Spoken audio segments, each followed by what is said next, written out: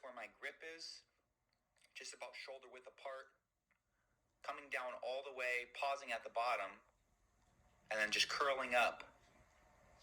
It's okay if you kind of shift your elbows forward just slightly as you're doing that curl to enhance the contraction on top, but it's not okay to use that shifting motion for momentum. Okay, so just keep that in mind. As long as you're feeling the contraction in the biceps the most, that's what I'm most concerned about. Okay, so 1 rep at a time. Pretty powerful exercise here. Keeping the wrist straight. And then, of course, after the 4th set, we are going to drop set. 5-second holds on top. Once again, when you hold the bicep contractions like this, you got to be very careful with too much tension on the front delts. Okay? So just keep that in mind. If you need to tuck your elbows back a little bit more, especially on the holds, or keep the core in tighter, just keep that in mind. And once again, the drop set is only on the last set of this exercise. Just really focusing on the constant contractions is the goal here. All right, next movement we're going to be doing is setting up an incline bench here. It's about 45, 50 degrees. Easy bar close grip spider curls. Okay, so the close grip is really going to bring out the outer head of the biceps a little bit more. The main goal here is just to keep the shoulders stationary. Don't let the elbows shift forward too much. Keep the wrist straight. Squeeze that barbell as hard as you can. Okay, that's going to help enhance the contraction on the biceps. And then make sure your feet are actually flat. Believe it or not, the flat foot, like the flat stance on your feet, is really going to help position your body more stable on the bench, which is going to lead to a better contraction. Okay, so just keep that in mind. And then right here, of course, drop setting the last set. So dropping the weight about 30% or so. Getting those contractions up on top. Once again, if these become too hard and you can't hold that contraction all the way up, it's still okay to do partial reps, coming up halfway or so, and just holding that contraction just the best you can. The thing you don't want to do is start to swing the weight just to get it all the way up. Okay, great. So after this exercise, we're going to do a single set, no specialty set here.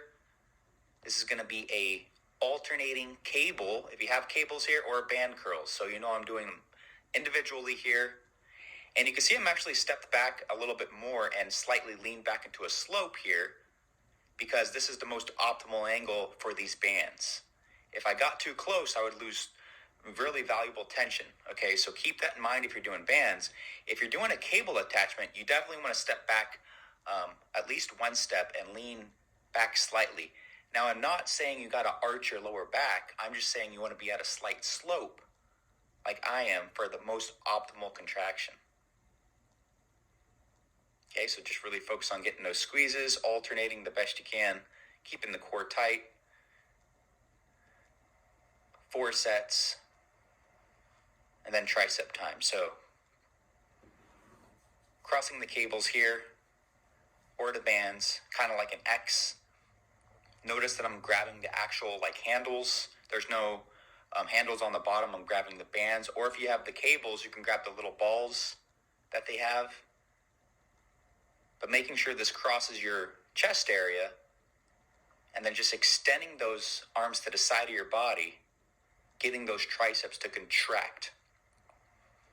Now you can see here I'm using the wall for support. If you don't have a wall like this, that's okay. You can still do this facing the opposite direction.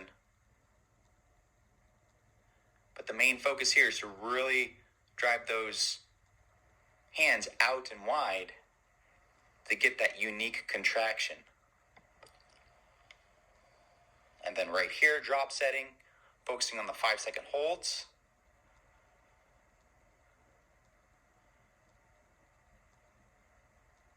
And then really back down quick into that contraction. Okay, so the whole goal is to not rest too much on top when you're doing the stretch or the negative, is to really just try to get back down into that contraction and hold those 5-second squeezes. Great movement. It's going to warm up the triceps nicely.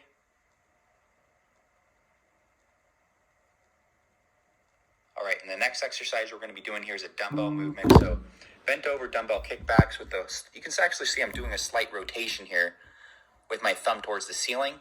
I'm using that incline bench here for support on my chest to keep my body a little more stable.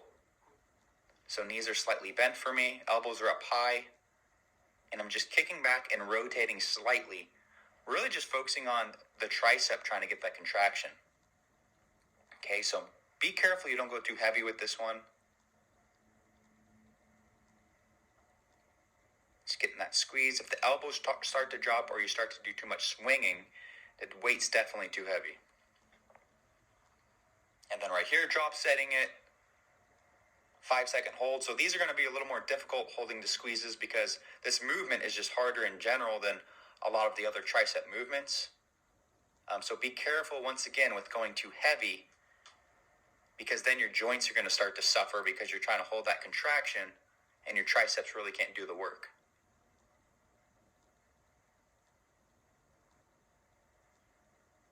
All right, nicely done.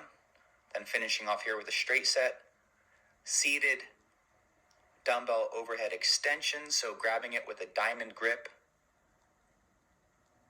stabilizing my body on that bench, and just getting that stretch. I'm only coming up about 80%. You can see my elbows are not locked out, and this is to keep constant tension on the long head of the triceps. 15 to 20 reps so we don't go too heavy, right? So we don't hurt our lower back or hurt our elbows. So actually going a little bit lighter with higher reps on this exercise, I feel is the best way to do it, because it's going to get the blood into the triceps. It's going to be a little easier on the joints as well. Okay, so constant tension with this movement and full stretch. And then we're going to finish off here with the core. So doing a cable or a band chop right here. So making sure that it's set up about, chest level or so. And if I'm twisting to the right, like I am here, I grab it with my right arm first, okay, on the handle, and then I wrap my left arm around. And then if I'm doing the other direction, twisting to the left, I'll wrap my left hand around first, and then my right arm around, okay? So keep that in mind.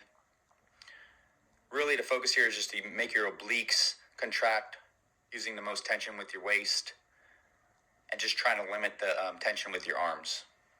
And that's going to be it. So finish off strong.